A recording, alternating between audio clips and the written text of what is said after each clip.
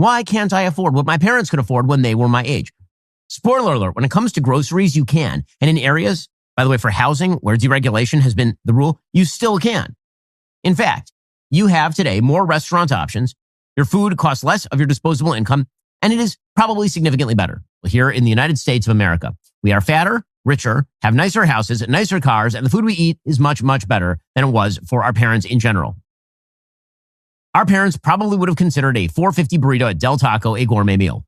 Your parents would have considered a $4.50 taco at Del Taco a deal because your parents were proles. They were pathetic. They were disgusting people, and anything was enough for them. You don't want to use the term Goyslop, but it does seem kind of appropriate in this specific instance. They would be grateful for a Del Taco. What are you complaining about?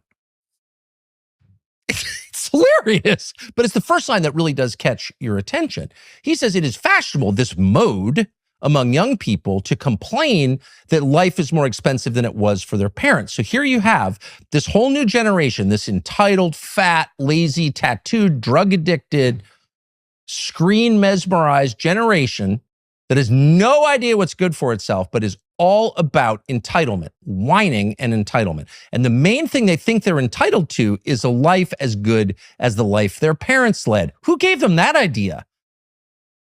Of course, that used to be, I think it was referred to euphemistically as the American dream.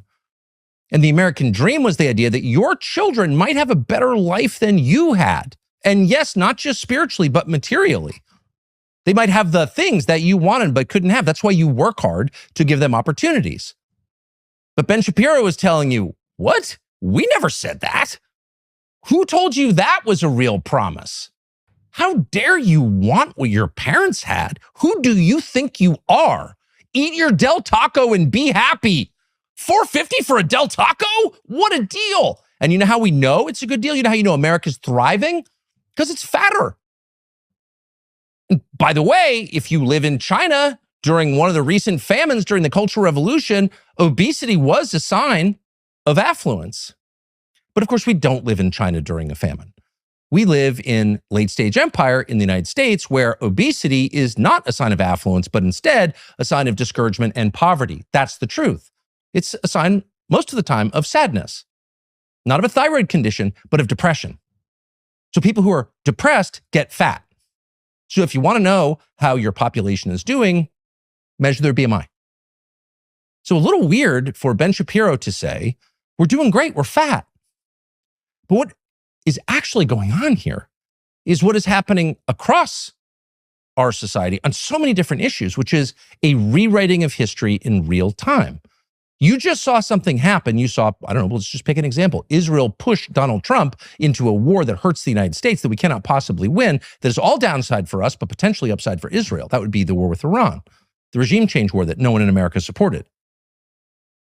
And you watched that happen at the end of February of this year. But within days, they were telling you, what? Are you an anti-Semite? That didn't happen.